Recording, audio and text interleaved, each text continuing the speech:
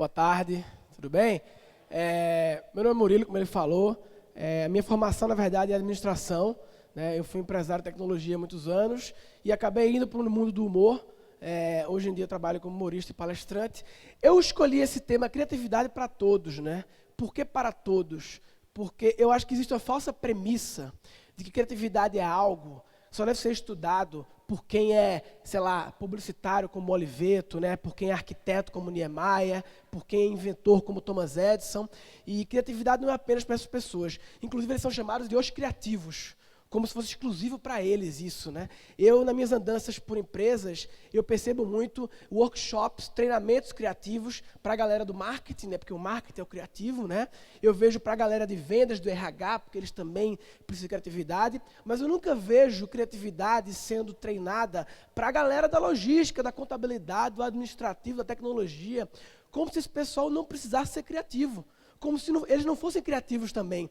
E a Marta Gabriel, que é uma grande referência minha, ela falou muito sobre a criatividade focando na inovação, né? A criatividade aplicada em gerar coisas inovadoras. Eu gosto muito de falar do que eu chamo de microcriatividade.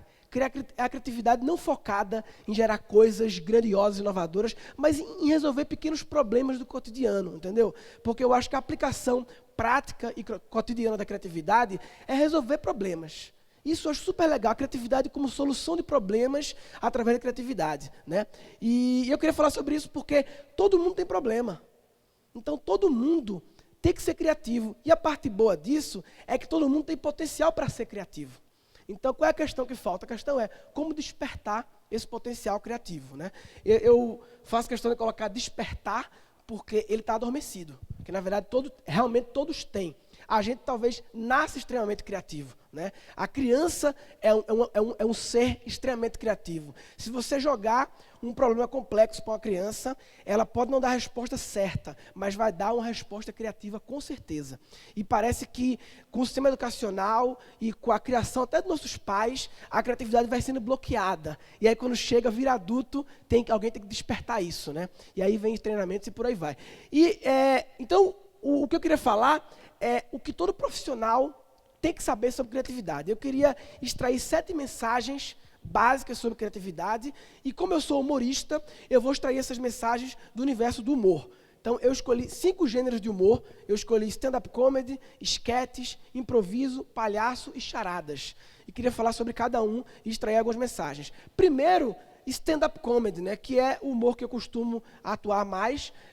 Todo mundo deve conhecer, o stand-up comedy é humor focado no cotidiano, né, observações sobre o cotidiano, e isso exige do comediante stand-up ser muito observador, mas não observar o óbvio que todo mundo vê. O grande desafio é observar o que ninguém está vendo. Quando eu comecei a trabalhar com isso, eu comprei um anelzinho que ele só tinha uma função. O anel era para me lembrar de olhar as coisas com outros olhos, tentar ver o que ninguém está vendo. E isso, todo hábito, né, sempre começa de forma artificial e uma hora ele vira natural e aí vira um hábito. Hoje em dia eu não uso mais o anel, já me acostumei a tentar olhar. O grande desafio do comédia é olhar as coisas com um novo olhar, né? Um novo olhar do cotidiano. Então, por exemplo, uma cena dessa, um casal na chuva com guarda-chuva, é uma cena normal. Eu sempre busco olhar com outros olhos. Para mim, tem um erro grande aqui, que eles estão se molhando um pouco nas costas ali. Porque o guarda-chuva tem um grande erro na concepção. Porque qual é o melhor lugar do guarda-chuva? É o meio do guarda-chuva. Pois a porra do cabo do guarda-chuva fica bem no meio do guarda-chuva, rapaz. Ocupando o melhor lugar do guarda-chuva. Era pro cabo ficar na ponta, pra gente ficar no meio, rapaz, entendeu? A gente fica tomando chuva e o cabo fica lá, eu sou o cabo, eu sou foda, não levo chuva não, entendeu? Isso está errado. E é interessante praticar, olhar as coisas com outros olhos, com os olhos que ninguém vê. Alguém olhou para um barco a vela e olhou com outros olhos e pensou o quê? No moinho a vento. O conceito é o mesmo, é só olhar com outros olhos. Alguém olhou para bactérias e pensou em antibiótico, né? Então, a primeira mensagem que eu queria falar, é uma mensagem que vem do stand-up comedy, é observar. É interessante que foi falado sobre isso já hoje, né? A Marta Gabriel falou, o pessoal do Coletivo Cru falou sobre isso também. parece redundância falar, mas eu acho que, na verdade, é uma forma de consolidar a mensagem, né? A publicidade sempre pensa assim, não basta um impacto, eles querem que a mensagem seja impactada várias vezes, porque aí se absorve. É como se na primeira vez que você ouve aquilo, a observação é importante. Você pensa, não, é nada, essa conversa, é teoria só.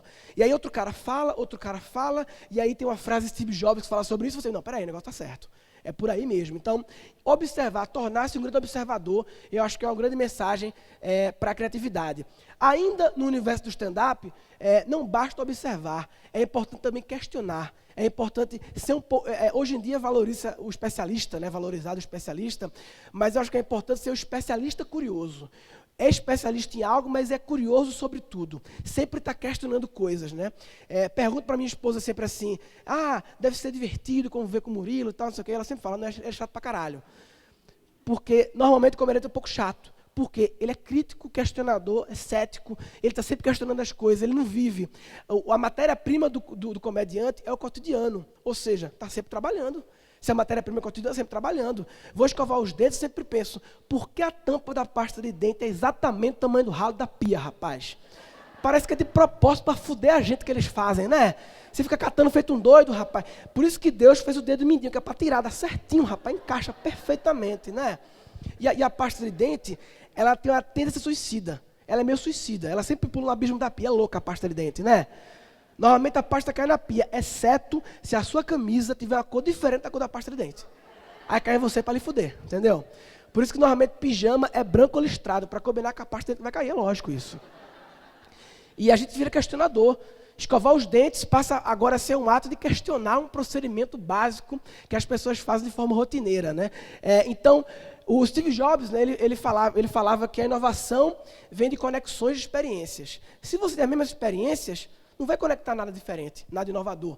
E aí vem a importância de você ser questionador, porque ao questionar muitas coisas, você aumenta seu banco de dados cerebral de informações e isso aumenta a probabilidade de gerar conexões diferentes. Isso é lógico, é estatística. Eu viajo muito de avião e vejo o pessoal jogando sudoku, né? Toda hora eu vejo.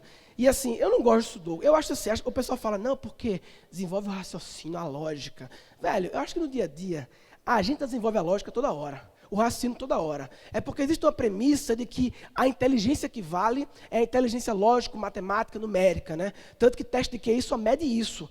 Mas tem, hoje em dia, o conceito mais aceito é de múltiplas inteligências, que envolve inteligência espacial, inteligência social, inteligência criativa.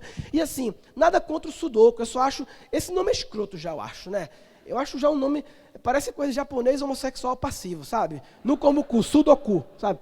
E além disso, eu não acho ruim, eu acho um mau aproveitamento do tempo. Eu acho muito mais relevante alocar esse tempo no avião para ler até Capricho. Eu leio Capricho, sabe por que eu leio Capricho? Porque ler Capricho significa adentrar novos universos, gerar novas experiências pessoais, que como Steve Jobs falou, com experiências novas, você conecta coisas diferentes. Então eu acho interessante ler Capricho, Jonas Brothers, é vida, entendeu?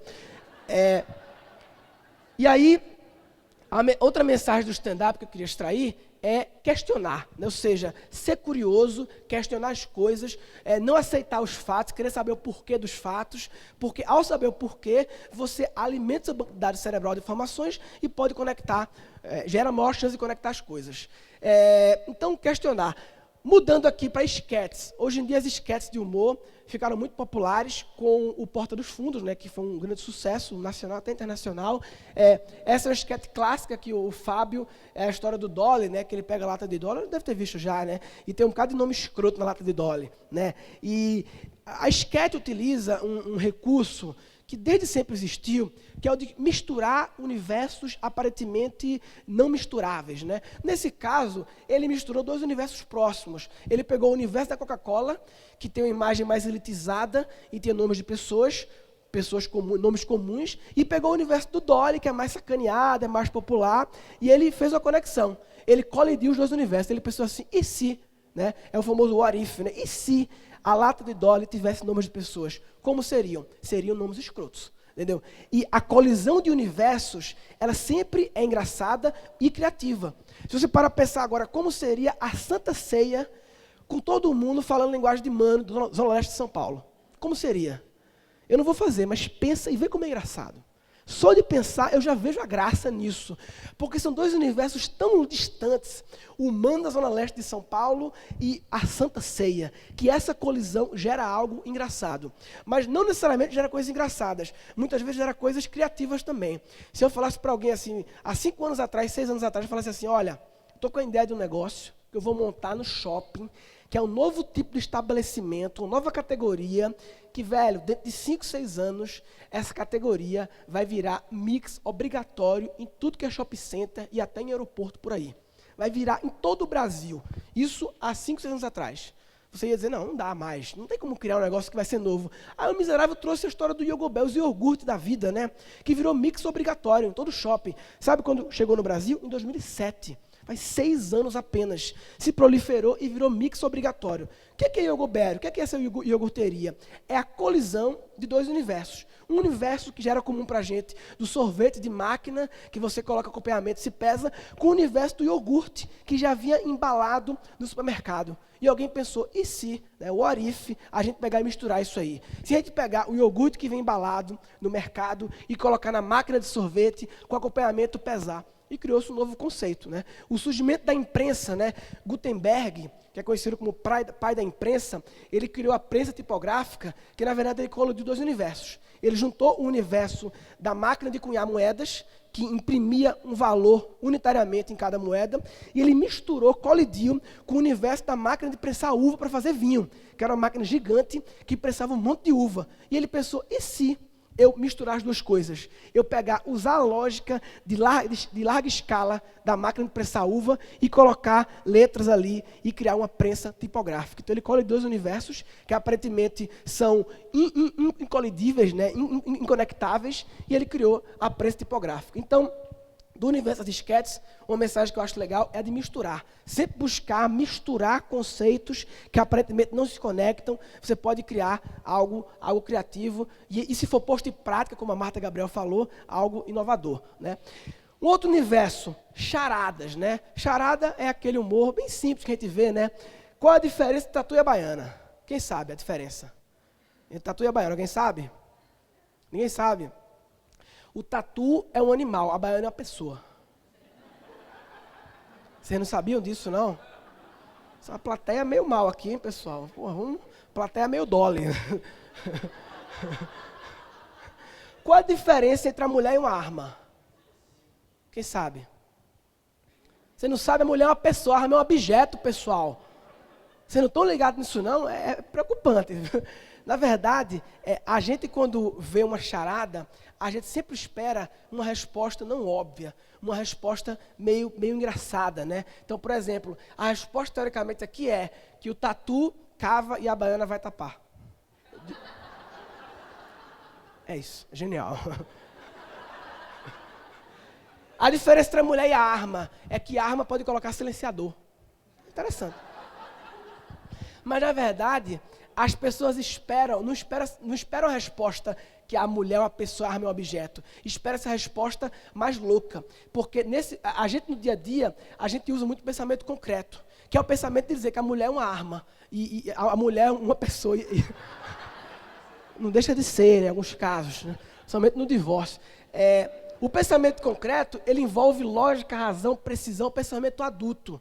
A resposta engraçada vem quando você usa o pensamento abstrato, que é o pensamento metafórico, fantasioso, paradoxal, o pensamento, inclusive infantil, o pensamento do humor.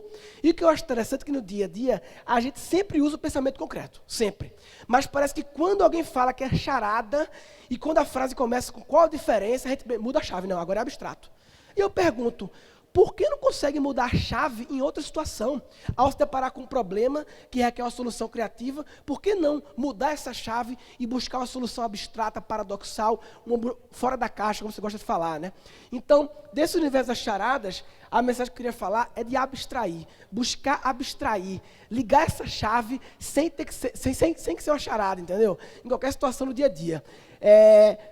A outra mensagem vem do improviso. O improviso teatral é muito famoso pelo improvável, né? Já viram, né? O grupo de improviso teatral, acompanhei barbistas de humor, que é aquele negócio que a plateia fala as coisas, o pessoal vai lá e improvisa, né? Tem gente que desconfia, não, isso é ensaiado, foi muito perfeito. Isso é um elogio para ele, ser perfeito.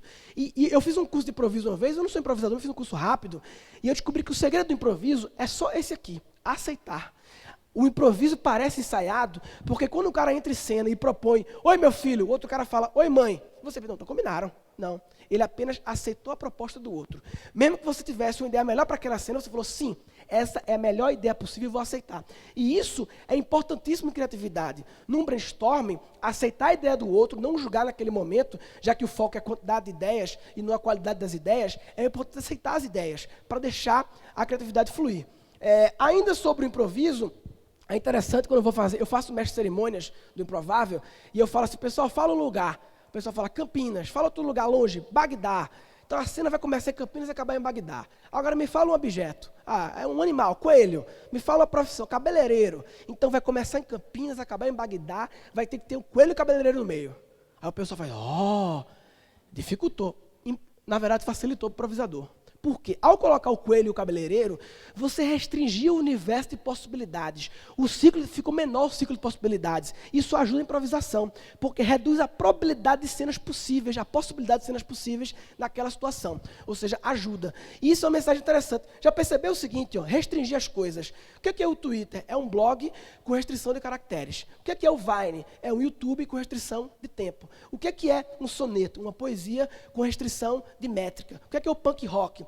É o rock and roll com restrição de acordes, ou seja, restringir também serve como técnica criativa, porque ao reduzir o universo de possibilidades, você foca naquilo. É claro que você pode restringir para usar, para ser mais criativo e depois voltar ao universo normal, ou até fazer o oposto, ampliar. E se, para fazer isso, em vez de 100 mil, eu tivesse 100 milhões, o que é que eu faria? E aí você pode viajar numa ideia e quem sabe com 100 mil também faz aquela mesma coisa, né? Por último, eu queria falar do universo do palhaço, né? O palhaço é uma forma de humor mais simples que existe, né? Não desmerecendo o palhaço, mas simples porque abrange todo mundo, classe social, faixa etária. E o palhaço basicamente é um ser humano que se expõe. É um cara que se expõe ao ridículo, torta na cara e tropeça na banana e leva um jato de água na cara. Que isso é coisa que as pessoas têm muito medo de se expor. O Woody Allen falava, se você não fracassar, fala, né? Se você não fracassar de vez em quando, é porque não está tentando fazer nada diferente, nada inovador. Ou seja, esse bloqueio do medo de se expor, o palhaço ensina o contrário. Tem que aprender a se expor. Isso bate com outra estratégia de aceitar, né? Para você se expor, tem que aceitar. O post-it surgiu de um fracasso. Era para fazer uma cola super resistente, ele fez uma cola que não cola direito, mas foi um sucesso. O humor é tentativa e erro. Eu faço uma série no YouTube que é isso, mostrando eu tentando fazer humor, criar piadas novas, fugindo daquela zona de conforto do que eu sei que já funciona. É tentar, só tem esse jeito, não tem outro jeito. Então, em relação ao palhaço, a mensagem é aprender a se expor, não ter medo de se expor. E aí junta as 7 mensagens. Por uma questão didática, eu dividi elas aqui, Input, observar e questionar, é para dar entrada em ideias, né? O processamento, abstrair, misturar e restringir, são ferramentas, tem muitas outras, para você processar aquelas ideias, e o output é saída, que é expor e aceitar, né? E isso é o que todo mundo devia saber. Na verdade, o grande desafio é esse, como difundir nos departamentos da empresa. Se isso fosse a consultoria, eu daria a resposta como é uma palestra. Deixa só a pergunta. Muito obrigado.